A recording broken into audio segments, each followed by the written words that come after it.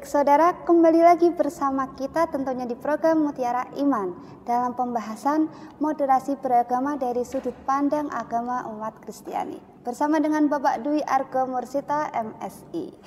Lanjut ke pertanyaan selanjutnya ya Pak. Oke, siap Mbak. Bagaimana sih peran dari pemimpin agama untuk mendorong masyarakat yang pluralis agar tidak terpolarisasi isu-isu keagamaan? Ya, menurut saya kalau kita menginginkan masyarakat yang moderat, pemimpinnya harus moderat. Kalau kita pengen masyarakat yang pluralis, ya pemimpinnya harus pluralis. Ya mungkin nggak harus selevel Paus Fransiskus atau Nasruddin Umar ya. Tapi itu kan contoh teladan yang luar biasa. Nah, kalau kita pengen masyarakat tidak terpolarisasi, terkutub-kutub begitu, maka pemimpinnya juga harusnya bisa mengajarkan supaya umatnya tidak terpolarisasi. Nah, saya punya 3 catatan, Mbak. Yang pertama itu, pemimpin menurut saya jangan mengajarkan agama terlalu fanatis. Dalam arti begini, ya boleh kita sangat membela atau sangat menjunjung tinggi ajaran agama kita masing-masing, yaitu oke lah. Dan semua juga begitu. Tapi tidak perlu di saat yang sama memandang rendah umat lain, agama lain. Jadi fanatisme yang sempit itu yang menjadi persoalan. Justru pemimpin agama perlu mengajarkan sikap moderat, sikap pluralis. Bahkan sekarang itu berkembang dialognya tidak hanya lintas agama, dogmaku ngomong apa, dogma agama lain ngomong apa, tapi bisa sampai pada taraf lintas spiritual gitu ya. Jadi sudah sampai pada, kalau ada istilah syariat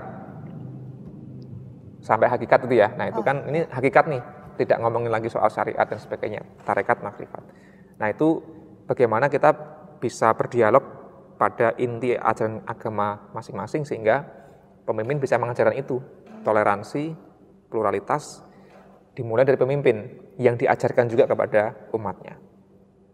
Yang kedua, menurut saya pemimpin agama perlu juga mengajarkan secara seimbang antara kesalehan ritual dan kesalehan sosial. Nah, kalau yang ditekankan hanya kesalehan ritual, beribadah, berdoa, dan sebagainya, ya agak susah untuk toleran dan moderat menurut saya ya.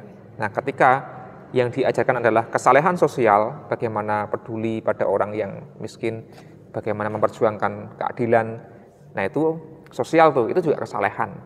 Ketika itu diajarkan juga, difokuskan juga, maka orang akan belajar berjumpa dengan orang-orang lain, otomatis akan semakin terbuka dan pluralis menurut saya.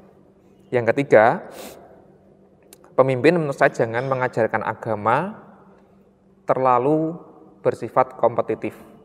Jadi seperti api-apian, nggunaku sing paling apik, sing paling unggul dan sebagainya. Ya dalam hati boleh aja sih menurut saya gitu ya. Tapi ketika terlalu kompetitif itu kemudian dampaknya adalah berarti yang lain lebih buruk, lebih rendah, lebih jelek, dan itu akan susah untuk bisa menumbuhkan sikap pluralis. Mestinya dalam agama juga pemimpin mengajarkan sikap-sikap yang kolaboratif, bekerja sama, bukan semata-mata mencari keunggulan, tapi juga bagaimana kita bisa bermitra, jejaring dengan orang lain, dengan agama lain. Namun saya itu yang ditempuh oleh banyak tokoh besar, termasuk yang tadi contoh Paus sama Pak Nasruddin Umar itu kan contoh yang baik. Jadi dapat ditarik sebuah kesimpulan, pemuka agama itu harus mengajarkan tidak fanatis. Yang kedua, menyeimbangkan kesalehan ritual dan sosial. Dan yang terakhir, tidak mengajarkan kompetitif ya Pak. Betul.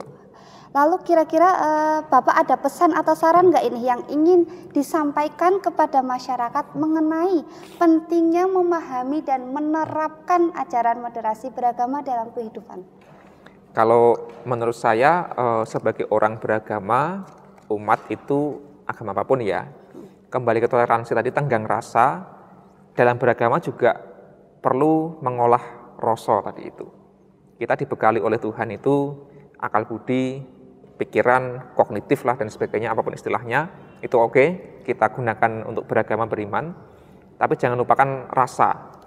Nah, rasa itu akan terasah dengan baik manakala kita bisa terus belajar untuk berempati, merasakan apa yang orang lain alami dan rasakan. Nah itu katanya sih orang akan bisa olah rasa dengan lebih baik kalau dia tidak hanya dicekoki dengan dogma-dogma atau teks-teks yang bersifat hukum, tapi narasi, cerita. Makanya baca novel itu akan mengolah manusia jadi lebih berempati dan seterusnya. Itu yang pertama. Kita beragama juga dengan rasa. Saya pikir semua pemimpin agama yang hebat, nabi dan sebagainya itu tidak hanya pandai tapi juga rasanya itu dimainkan lah dan seterusnya. Yang kedua, menurut saya kita perlu memulai dan mengembangkan sebagai umat beriman itu berkolaborasi, berjejaring dengan agama lain. Tidak hanya asik dengan kalau kami ya di gereja sendiri tok, tapi juga terbuka dan mau bergaul dengan orang yang beragama lain. Dengan berjumpa, kemudian berdialog, bertanya, itu akan semakin mengikis kecurigaan yang barangkali selama ini membuat kita terpolarisasi. Kesalahpahaman. Nah, kesalahpahaman itu terjadi karena kita nggak tahu aja. Hanya dengar di YouTube perdebatan-perdebatan soal dogma, jadi pusing sendiri, lalu malah semakin terkutuk tadi, terpolarisasi. Tapi kalau kita duduk bersama, ngobrol, apa sih maksudnya ini di agamamu, terus kita juga menjelaskan apa sih maksudnya ini di agamaku, yang sering orang lain salah pahami, nah itu terbukti akan bisa semakin membuat orang itu toleran. Karena kemudian dia berjumpa dengan manusia, tidak hanya berjumpa dengan ajaran abstrak, tapi apa yang diimani, apa yang dialami orang lain. Jadi perjumpaan itu sangat menentukan sih menurut saya. Nah, saudara, itulah tadi pembahasan kita mengenai moderasi beragama dalam sudut pandang agama Kristiani. Semoga apa yang disampaikan oleh Pak Argo ini dapat memberikan banyak inspirasi untuk kita semua yang menyaksikan dan untuk terus mendorong sikap moderat kita dalam menjalani kehidupan sehari-hari. Demikian episode Mutiara Iman kali ini. Saya Aulia Hanifatul Umah mewakili tim yang bertugas pamit undur diri. Wassalamualaikum warahmatullahi wabarakatuh.